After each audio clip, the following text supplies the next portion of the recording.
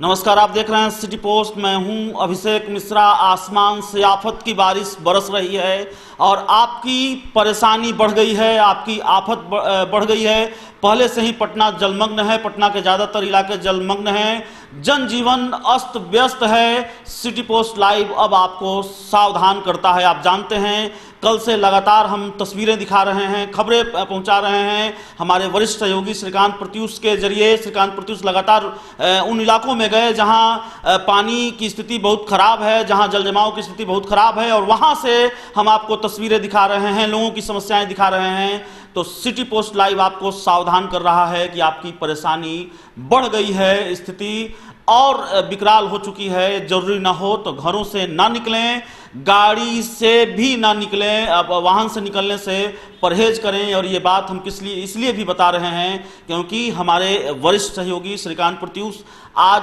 खुद निकले थे, कल भी निकले थे, और आपके सामने तमाम खबरें पहुंचा रहे हैं, तस्वीरें पहुंचा रहे हैं। तो आज बाल बाल बचे हैं। सांसद में अटकी थी जान हमारे वरिष्ठ सहयोगी की, तो हम सीधे उनसे जानने की कोशिश करेंगे। सर, क्या हुआ था? देखिए, पहले तो आपने कहा कि सांसद में मेरी जान फंसी थी, तो मैं क्लियर कर दूं, वाकई फंसी थी। और ये हास्यास्पद लगता है कि क्यों जान सांसद में फंस गई थी, और दूसरा कोई कहता तो मुझे भी लगता। लेकिन हुआ क्या कि आज मैं गया था राबड़ी देवी के आवास की तरफ, जहाँ हाई वोल्टेज ड्रामा हुआ है ऐश्वर्या राय वाला। तो वहाँ से निकला और सोचा कि बेली रोड पकड़ करके मैं निकल आऊँगा एजी कॉलोनी होते हुए पाटलिपुत्रा इंडस्ट्रियल एरिया में। एजी कॉलोनी में तो थोड़ा पानी कम था, कल जैसा था, जैसे कल इस इलाके में थी। तो मैं निकल गया वहाँ से किसी तरह से।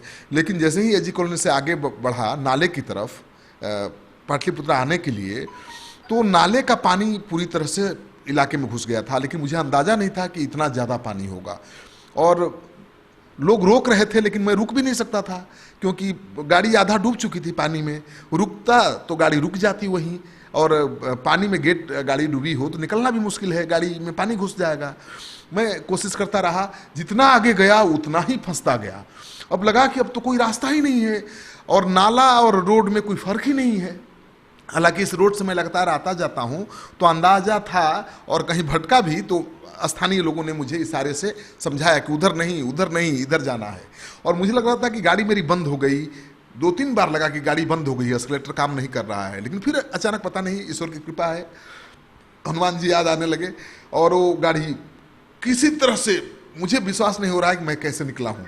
मेरी गाड़ी पूरी तरह से इनोवा गाड़ी है, डूब गई है। ये गाड़ी का कमाल था, इनोवा का 10 साल पुरानी गाड़ी का, या फिर ये ईश्वर की कृपा थी। मुझे तो लगता है कि कुछ तो चमत्कार था, ये मेरा कमाल नहीं है, क्योंकि वो एकदम बिल्कुल खतरे की खिलाड़ी वाला हालत थी। और जानबूझकर मैं नहीं फंसा था उसमें, अनजाने में। तो मैं कहूँगा कि कोई भी पटना में गाड़ी से न निकले।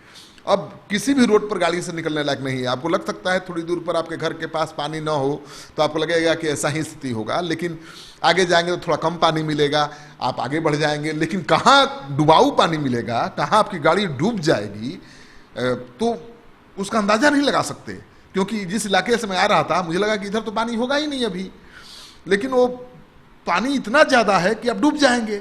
मतलब किसी भी इलाके पर आप भरोसा नहीं कर सकते? बिल्कुल नहीं कर सकते, क्योंकि कल और आज की तस्वीर बदल चुकी है। अभिषेक, आज देख रहे हैं कि आप कंकड़बाग राजेंद्र नगर इलाके के कई डॉक्टर लोग अपना घर छोड़ करके होटल में शरण लिए हुए हैं। अभी डॉक्टर उत्पल कांत का फोन आया था कि पूरा उनकी 7 गाड़ियां पानी में डूब गई हैं, और किसी तरह से वो चाणक्य होटल में परिवार के साथ पहुंचे हुए हैं, वहीं ठहरे हैं। जब तक घर का पानी नहीं निकलेगा तब तक वो जाएंगे नहीं।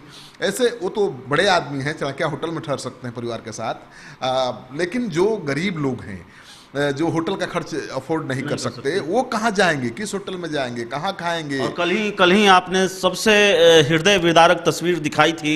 हमारे दर्शकों ने देखा है कि पूरा परिवार जा रहा है। आप बिल्कुल, एक बुढ़िया माता जी जा रही थी ठेला पर सवार होकर, अपनी बच्ची के साथ ठेला पर सवार होकर एक संभ्रांत घर की महिला अपनी बेटी, जवान बेटी को लेकर अटैची ब्रीफकेस लेकर कैसे निकल रही है पानी से, वो दिखने लायक थी। और कल तो निकल गई, आज तो नहीं निकल पाएगी, आज तो बहुत ज़्यादा पानी हो गया है। आज तो एनडीआरएफ एसडीआरएफ की टीम वहाँ लगी हुई है, वहाँ बोट चल रहा है, जो बीमार लोग हैं, जो घरों में फंसे हुए लोग हैं, उनको बोट से निकाला जा रहा है। तो आज तो पटना में पूरी तरह से लग रहा है कि गंगा समा गई है। पटना जो शहर है वो शहर नज़र ही नहीं आ रहा है, कोई सड़क नजर नहीं आ रही है, चारों तरफ नदी पानी और पानी इतना ज्यादा है, जल जमाव नहीं कहेंगे, जल जमाव थोड़े है, ये तो बाढ़ है। बाढ़ है। गंगा का पानी अभी आया नहीं है, तब ये बारिश की पानी से बाढ़ की स्थिति उत्पन्न हो गई है। एक चीज़ और है सर, हमारे पास वो जानकारी है, हमने हमारी वेबसाइट पर भी लोगों ने पढ़ी है उस खबर को।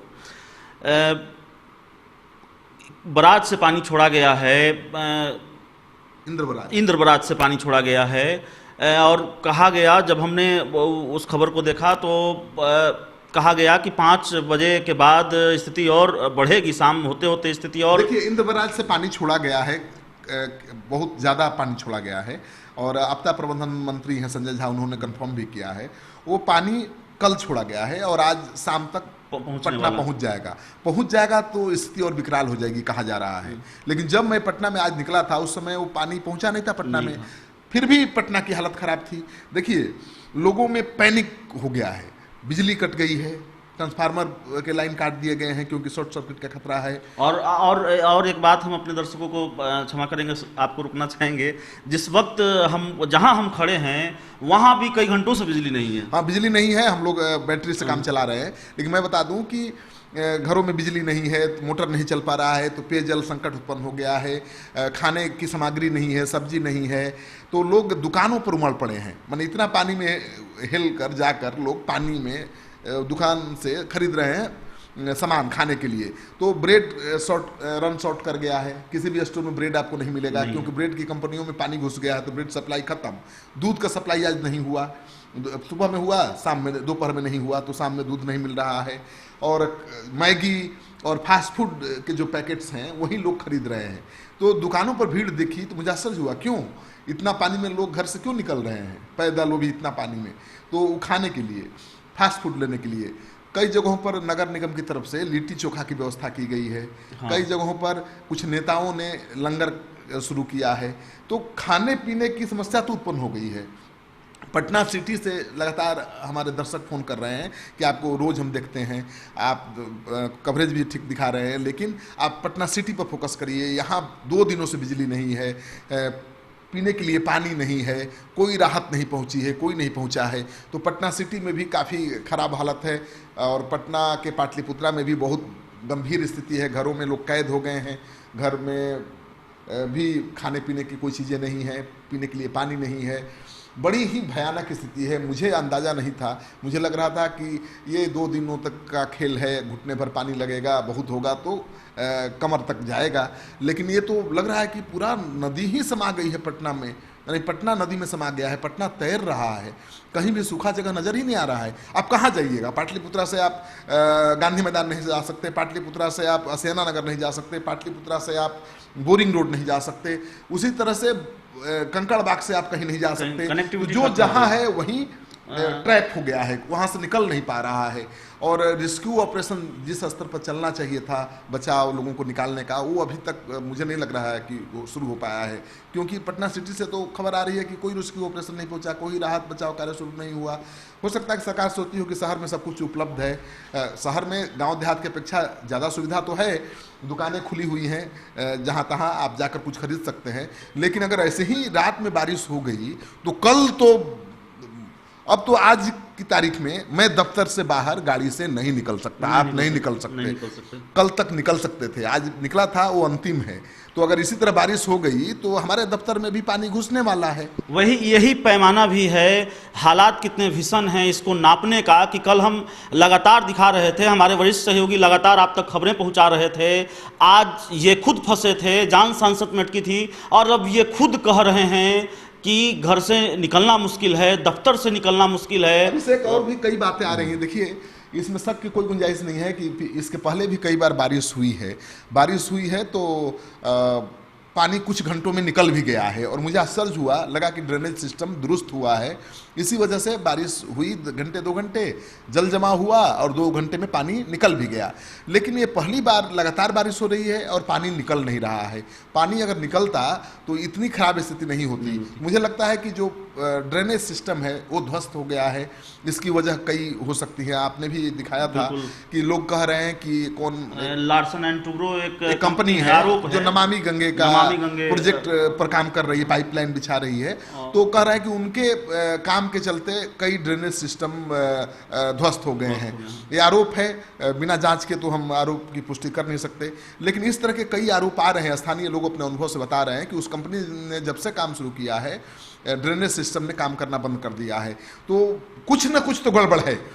ये नहीं है कि केवल बारिश की वजह से पटना में ये हालत उत्पन्न हुई है। सब कुछ ठीक है, ड्रेनेज सिस्टम, पानी की निकासी, सबकी निकासी, और इतना खराब स्थिति हो गई है केवल लगातार बारिश से, ऐसी बात नहीं। देखिए, हथिया नक्षत्र है, हथिया नक्षत्र में बारिश पहले भी बहुत होती थी। हमको याद है कि बचपन में 15 दिनों का राशन और किरासन जुटा करके परिवार के लोग रखते थे। घर से बाहर हम लोग नहीं निकलते थे, घर में ही जो मिला उसको बना के खाना है, जो भी उपलब्ध है। तो 15 दिन तक उसको एक तरह से एंजॉय करते थे। कोई पूजा पाठ करता था, कोई घर में पार्टी करता था, घर के बाहर नहीं जाना है तय था। मतलब इस आफत की तैयारी पहले हो जाती थी।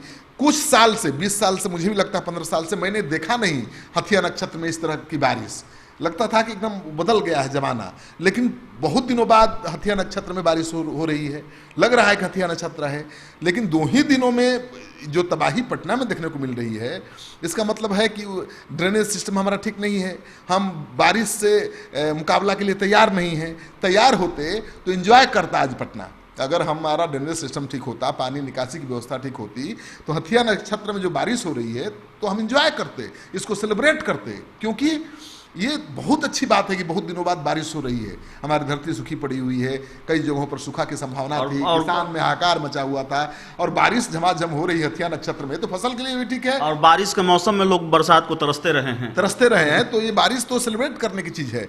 लेकिन हमारी व्यवस्था दुरुस्त नहीं है, ड्रेनेज सिस्टम ठीक नहीं है। इस वजह से ये बारिश जो सेलिब्रेशन का जरिया था वो मातम में बदल गया है और खौफ में बदल गया है। सर, अंतिम सवाल है आपसे। चूँकि स्थिति भीषण हुई है, आप कह भी रहे हैं, बता भी रहे हैं अपने दर्शकों को कि जब तक जरूरी ना हो घरों से ना निकलें।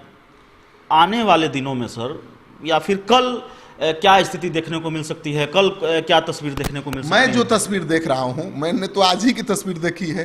कल की तस्वीर की कल्पना कर सकता हूँ। अगर कल भी या आज रात में कल जैसी ही बारिश होती रही तो तय मानिए कि आप पैदल भी पटना में नहीं निकल पाएंगे। गाड़ी से तो भूल जाइए, आज ही नहीं निकल पाएंगे।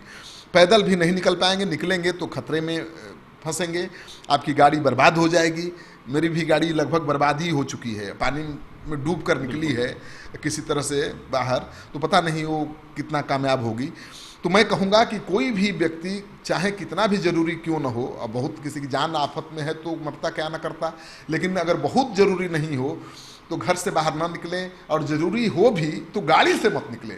आप रिक्शा ठेला कुछ भी लीजिए, शायद उस पर खड़ा होकर आप निकल जाएंगे, लेकिन गाड़ी लेकर निकलना शहर में सुरक्षित नहीं है। मुझे लगता है कि खतरे से खाली नहीं है। और किस इलाके का नाम लूँ? कंकड़ बाग, राजेंद्र नगर, कदम कुआं, गर्दनी बाग, आप राजेंद्र नगर, इसके बाद राजीव नगर, कुर्जी, दानापुर, किस इलाके की हालत खराब नहीं है? तो लोग घर छोड़ करके सुरक्षित स्थानों पर जा सकते हैं, वो चले जाना चाहिए उनको। जो लोग नहीं छोड़ सकते हैं उनको घर पर ही सुरक्षित स्थान ढूंढ लेना चाहिए, और खाने पीने की पूरी व्यवस्था आज ही कर लेनी चाहिए। ये कल का इंतजार मत करिए, क्योंकि कल तक हो सकता है कि स्थिति और खराब हो जाए और बाहर नहीं निकल पाएँ और आपको कुछ न मिले। तो आज ही, अभी भी घंटे 2 घंटे का वक्त है। अगर आपके आसपास कोई दुकान खुली है तो पानी में ही उतर जाइए, रिस्क लीजिए थोड़ा, और खाने पीने की चीज़ों का जुगाड़ कर लीजिए 1 सप्ताह 10 दिन का, क्योंकि ये संकट लंबा खींचने वाला है, मुझे लग रहा है। तो संकट लंबा खिंचने वाला है और आप घरों से बाहर ना निकलें, जरूरी ना हो तो गाड़ियों के साथ तो कम से कम ना ही निकले। एक सलाह सिटी पोस्ट और देता है कि जितना जरूरी हो, जितना संभव हो, मदद करें, क्योंकि ये प्राकृतिक आपदा है। हालांकि जरूर सिस्टम भी कहीं ना कहीं थोड़ा बहुत दोषी है, लेकिन इस आपदा से हम एक दूसरे की मदद करके ही उबर सकते हैं। तो डरने की ज़रूरत नहीं है, पैनिक ना हो, एक दूसरे की मदद करें और जितना हो सके एहतियात बरतें और एहतियात से हमारी मुश्किलें आसान होंगी। इस खबर में इतना ही। अगर आपको हमारी खबर अच्छी लगे तो इसे अपने दोस्तों के साथ शेयर करें, हमारे YouTube चैनल को सब्सक्राइब करें, बेल आइकन जरूर दबा दें ताकि हमारी खबरें सबसे पहले आप तक पहुंचे। प्यार, समर्थन और सहयोग के लिए बहुत बहुत धन्यवाद। क्या आप जानते हैं कि घर बैठे आप अपनी स्वास्थ्य समस्याओं का सॉल्यूशन पा सकते हैं सॉफ्टकेयर मोबाइल ऐप के द्वारा।